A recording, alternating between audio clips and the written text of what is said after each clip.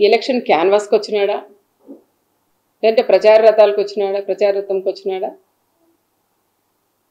లేదంటే మరి jail పలికించుకుంటూ Jagan CM Jagan అనుకుంటా చెప్పించుకోవడానికి వచ్చినాడు కూడా అర్థం కాని పరిస్థితి. ఒక లింగమయ్య ఫ్యామిలీలో లింగమయ్య చనిపోతే కనీసం ఆ ఫ్యామిలీని పరామర్శించకపోయినప్పుడు ఎంత డిగ్నిఫైడ్గా ఎంత ప్రశాంతంగా వెళ్ళాలనేది కూడా తెలియని వ్యక్తి ఒక పులివెందుల ఎమ్మెల్యే అని కూడా మనం చెప్పొచ్చు. ఈరోజు ఆ ఫ్యామిలీలో కనీసంగా దినం కూడా కాల, ఈరోజు వాళ్ళ ఇంటి దగ్గరికి వెళ్ళినప్పుడు జైలు పలుక్కుంటూ సెల్ఫీలు తీసుకుంటూ ఆ కుటుంబాన్ని పరామర్శించేది అది ఎంతవరకు ఒక్కసారి అందరూ కూడా ఆలోచన చేయాలి. ఆయన ఇక్కడేదో జనాలు లేక దాదాపు 8 నెలల నుంచి బయటకు కూడా వెళ్ళలేనట్లున్నాడు. ఈరోజు ఈ ప్రాంతానికి వచ్చి గ్రామాల్లో పరామర్శించి కాకుండా గ్రామాల్లో చిచ్చులు పెట్టి రెచ్చగొట్టేలాగా ఈరోజు ఆయన మాట్లాడడం కూడా అది కరెక్ట్ అయిన పద్ధతి కాదని కూడా నేను చెప్తాను. ఒక మాజీ సీఎం, ఇప్పుడు ప్రజెంట్ ఎమ్మెల్యే, ఆయన మాట్లాడే మాటలండి అవి కనీసం ఒక్కటన్నా ఆయన నోటి నుంచి నిజాలు వచ్చాయా? ఇక్కడ చెప్తా ఉంటారు మాజీ ఎమ్మెల్యేలు అందరూ, వాళ్ళు చెప్పిన మాట ప్రకారం దీంట్లో ఎంత నిజం ఉంది, ఎన్ని అబద్ధాలు ఉన్నాయని ఒక్కసారి నువ్వు తెలుసుకోకుండా, నీకు ఇంటెలిజెన్స్ ఉంటుంది, తెలుసుకోకుండా నీ ఇష్టానుసారం నువ్వు వచ్చి ఇక్కడ పల్లెల్లో రెచ్చగొట్టి మాట్లాడడం అది ఎంతవరకు ఇదని కూడా నేను చెప్తున్నాను. కనీసం ఆయన మాట్లాడిన మాటల్లో గొడవలు పన్నారు చిన్న చిన్న, అంటే నా రామగిరి మండలంలో ఈ ప్రాంతంలో ఫస్ట్ ఈ విధంగా జరిగింది, ఇలా జరగకూడదని కోరుకునేదాన్ని నేను. ఆ కుటుంబంలో లింగమయ్య చనిపోయినప్పుడు కూడా మేమంతా కూడా బాధపడినాం. మన ఇక్కడంతా జరిగాయి. పాపిరెడ్డిపల్లి ఇంతవరకు చిన్న గొడవ కూడా లేదు, ప్రశాంతంగా ఉండే గ్రామం పాపిరెడ్డిపల్లి గ్రామం.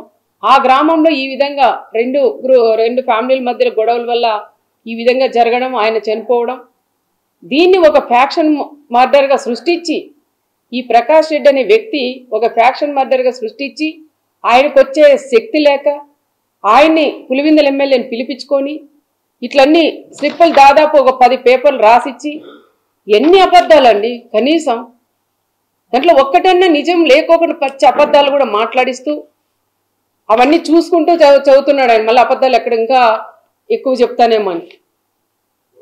వాళ్ళు ఎక్కడ చిన్న దాని మీద కట్టెలతో కొట్టుకొని ఏదో అది అయ్యింది, దాన్ని తీసుకొని గొడ్డలు అంటాడు, మచ్చకత్తెలు అంటాడు, ఇంకా వేరేటివన్నీ కూడా చెప్తారు.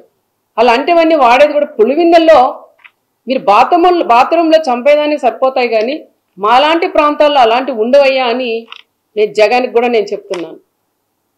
వచ్చినావు నువ్వు గౌరవంగా మాట్లాడిచ్చు, కుటుంబానికి సహాయం చెయ్యి, నువ్వు వెళ్ళాలి కానీ పదే పక్కన చూసుకుంటూ వాళ్ళ లింగమయ్య భార్య వైపు వాళ్ళ పిల్లల వైపు చూస్తూ నిజమా ఎంతమంది వచ్చారా లేదని డిపార్ట్మెంట్ని అడగండి, ఎస్పీ గారు ఫోన్ చేయండి, లోకల్ డిపార్ట్మెంట్ని అడగండి.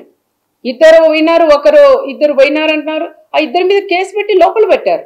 అనవసరంగా రెచ్చగొట్టి 20 మంది 30 మంది అని చెప్పడం అది ఎంతవరకు సమాజమో ఒక్కసారి ఆ పులివెందుల ఎమ్మెల్యే కూడా తెలుసుకోవాలా.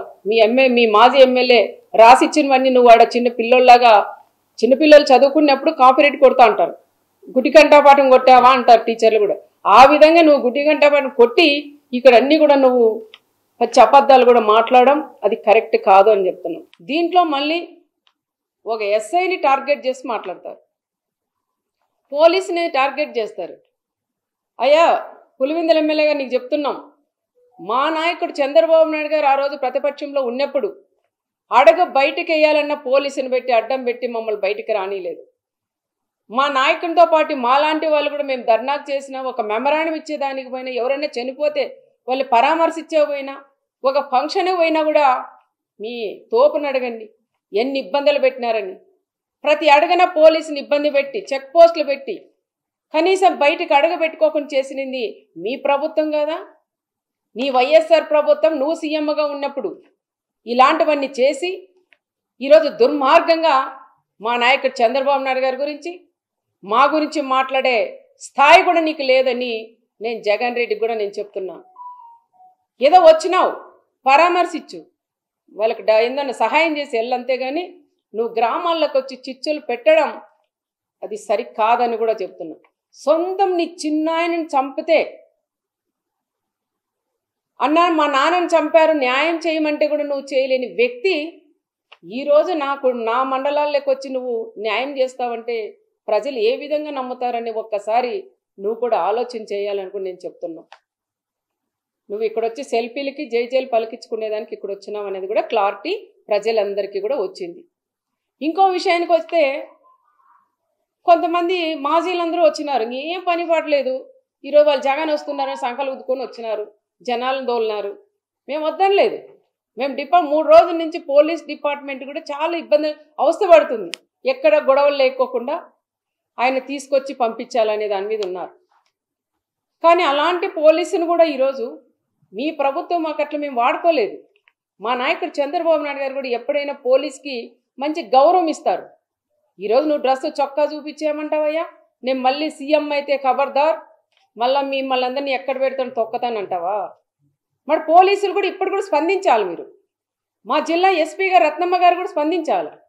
ఆ రోజు ఎప్పుడైతే మన పోలీసుల మీద కూడా ఇబ్బంది పెట్టి అమ్మల్ని అక్కల్ని తిట్టారో ఆ రోజే మీరు గట్టిగా ప్రెస్ మీట్ ఇచ్చి వాళ్ళ మీద చర్యలు తీసుకుంటే కూడా అది ఇంతవరకు కూడా వచ్చేది కాదు. అప్పుడు ఒక ఎస్ఐని పట్టుకొని నువ్వేందయ్యా ఒక బ్రోకర్ అంటావు, రకరకాలుగా కూడా ఒక ఎస్ఐని మాట్లాడతావు. నీ స్థాయి ఎక్కడా? కనీసం పైన వాళ్ళు ఏది చెప్తే చేసేవాళ్ళు. ఒక ఎస్ఐని పెట్టుకొని వాళ్ళు ఎన్ని కష్టాలు పడి ఆ ఉద్యోగాలు తెచ్చుకుంటారు.